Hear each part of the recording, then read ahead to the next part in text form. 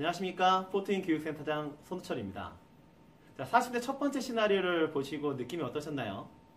일반적인 가정인 것 같았는데 자녀를 유학 보내는 순간 순자산이 마이너스 8억 4천만 원으로 끝났습니다. 자, 그렇다면 이 가정은 어떻게 해야 될까요? 바로 재무 목표의 우선순위를 결정하고요. 재무 목표의 규모도 좀 낮추고 투자 기간을 충분히 확보하면 됩니다. 자, 예를 들어보죠. 우리가 항상 상담을 하다 보면 나의 노후 자금을 먼저 마련해야 되느냐, 아니면 자녀의 교육 자금을 우선적으로 내가 마련해야 되느냐, 재무 목표 우선순위가 충돌하는 겁니다. 여기서 어떤 걸 선택하느냐가 매우 중요해지죠. 그런데 저는 이런 말씀 드리고 싶어요. 여기에 대한 답은 개인마다 다르겠지만, 우리가 비행기를 타면 처음에 이제 안전에 대한 어떤 동영상이 나오지 않습니까? 거기에서 이런 내용이 나옵니다.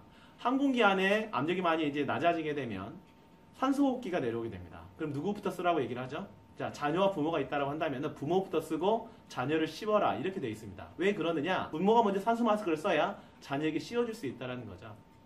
현재 상황에서 본인의 노후 자금이 본인이 온전하게 사는 것이 오히려 자녀에게 도움이 된다. 이런 부분입니다. 따라서 되도록이면 사람마다 판단 가치는 다르겠지만 본인의 노후 자금을 자녀의 교육 자금보다 제 목표 우선순위에 있어서 보다 앞선 목표를 생각하셨으면 좋겠고요. 그리고 이제 폴 세뮤얼슨의 행복 방정식이 있습니다. 행복이라는 게 뭐냐? 소유를 욕망으로 나눈 거다. 이런 이제 깔끔한 방정식으로 소개를 하고 있는데요. 즉, 뭐 소유가 많아지면 많아질수록 행복하겠지만 욕망이 따라서 올라가게 되면 행복해질 수 없다는 거죠.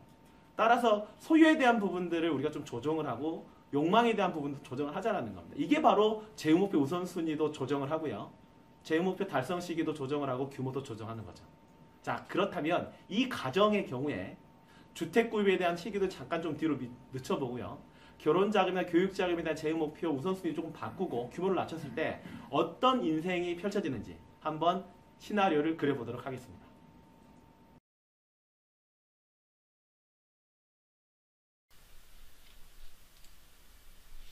(40대) 두 번째 사례입니다.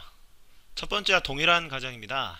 승수생활비를 220만원을 쓰는 알뜰한 가정이었죠. 금융자산도 1억 3천만원이 넘게 있었습니다. 4억원의 주택도 보유하고 있었고요.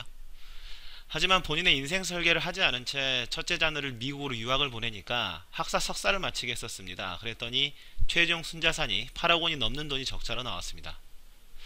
40대 두 번째 사례의 핵심은 바로 재무목표 우선순위를 조정하는 것입니다. 자녀 교육자금, 주택 확장자금, 자녀 결혼자금의 목표 중에서 중요한 목표를 우선 달성하고요. 상대적으로 중요하지 않은 목표는 목표 금액을 낮춰서 인생을 설계해 보면 됩니다.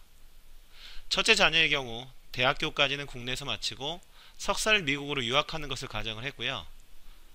첫째 결혼자금은 유학을 보내는 대신 6천만원을 조정해서 2천만원만 지원하는 것을 가정하겠습니다. 그리고 주택 마련 시기를 조금 늦추고 원하는 가격도 조금 낮춰볼 텐데요. 이렇게 되면 어떤 결과가 나올까요? 포트윈에 한번 수치를 입력해 보겠습니다. 포트윈 화면으로 들어왔습니다. 자, 첫째 자녀를 무턱대고 미국으로 학사 석사 유학을 보내더니 결과가 어떻게 됐었죠? 최종 순자산이 마이너스 8억 4천만원입니다. 얼굴 표정이 아주 울상이죠. 자, 교육비부터 한번 조정해 볼까요? 자, 첫째 자녀의 교육을 학사를 유학을 보내는 게 아니고 일반으로 바꾸겠습니다. 자, 국내에 사는 걸로 바꿨더니 최종 순자산이 마이너스 8억 4천만원에서 마이너스 3억 9천만원으로 4억 5천만원이나 증가한 것을 확인할 수가 있습니다. 자, 첫째 자녀에게 석사는 유학을 보냈으니까 결혼자금은 이제 조금 덜 지원해도 되겠죠. 8천만원을 지원하는 게 아니고 2천만원을 지원하는 걸로 바꾸니까 최종 순자산이 마이너스 3억 9천만원에서 마이너스 2억 9천만원으로 1억원이 증가한 부분을 확인하실 수가 있습니다. 6천만원을 조정했지만 이게 장기적으로 투자에 대한 기회비용으로 작용하기 때문에 그렇죠. 자, 주택에 대한 부분들의 재목표 순위를 한번 바꿔보겠습니다. 자, 45세 때 구입을 하는 게 아니고 50세 때 구입을 하는데 6억원의 주택이 아니라 5억원의 주택을 구입하는 것으로 가정을 하겠습니다. 자, 매각계획을 다시 세워야 되겠죠. 8년 뒤입니다.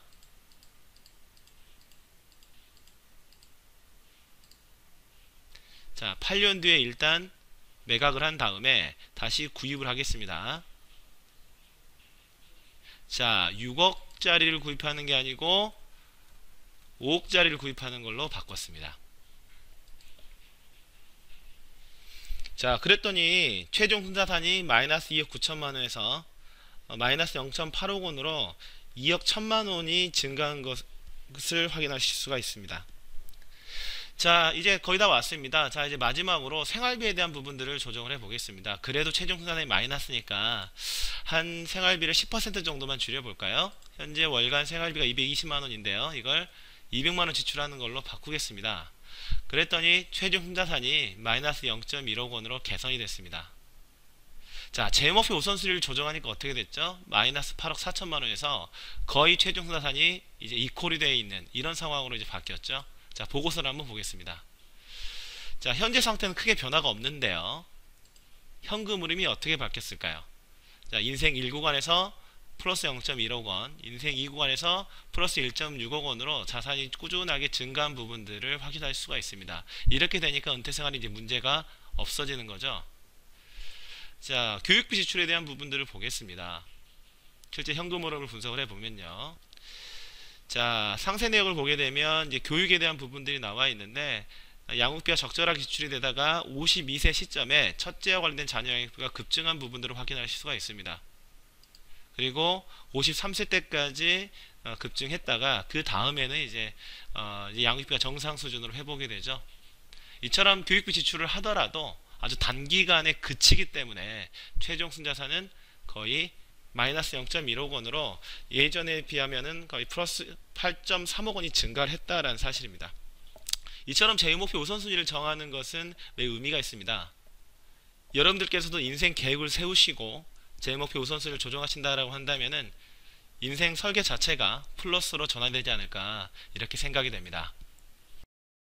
자, 결과치가 어떻게 나왔습니까? 재무목표 우선순위를 먼저 조정을 했습니다. 즉 결혼자금보다는 교육자금 우선순위에 놨죠. 다만 교육자금 중에서 처음부터 유학하면 너무 좋겠는데 일단 학사는 우리나라에서 하고 자, 석사를 미국에서 하자. 자, 이런 식으로 재무목표 우선순위를 조정을 했습니다. 재무목표 규모도 좀 낮췄죠. 결혼자금 이왕 내가 유학을 보내줬으니 결혼자금 그래 8천만 원이 아니고 2천만 원 낮추자. 이렇게 우리가 좀 조정을 했고요. 주택구입에 대한 시기도 좀 늦추고 그러면서 투자기간도 확보하고요. 주택구입 규모도 낮췄습니다. 자, 이렇게 됐더니 시나리오가 어떻게 바뀌었습니까? 마이너스 8.4억 원에서 마이너스 0.1억 거의 인생 결과치를 이퀄로 맞췄죠. 자, 이렇듯이 우리가 재무목표 우선순위를 결정을 하고 그리고 재무목표 규모를 낮추는 것이 훨씬 중요하다. 이렇게 말씀을 좀 드리겠습니다. 자, 그럼 다음 시간에는요. 40대 가정에서 흔히 일어날 수 있는 보험에 대한 리모델링 그리고 국민연금의 제도를 활용하는 것이 인생의 시나리오를 어떻게 바꿀지를 한번 확인해 보도록 하겠습니다. 자, 이 동영상을 참고해 주시면 좋겠습니다.